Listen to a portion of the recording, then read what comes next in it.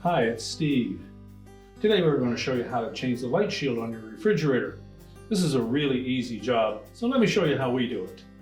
Now, to do this repair, we will need to remove the items that are on the shelf just in front of that light shield, and you'll also want to remove the shelf that is immediately above it to give ourselves a little more room. Now next, we'll just pull that shelf forward enough, and we'll grasp that old light shield and just pull it out of the sockets on the side of the liner. We can discard the old one.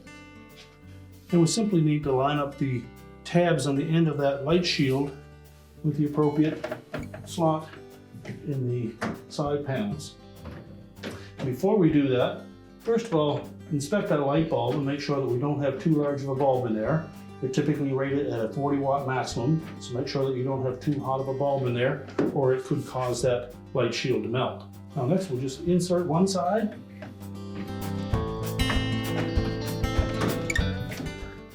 And you can flex that enough to install the other two.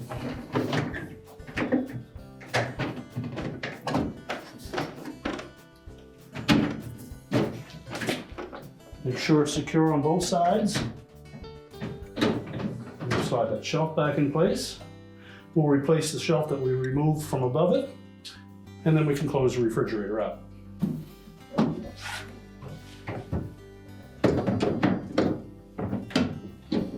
We can then close the refrigerator door, and our repair is complete.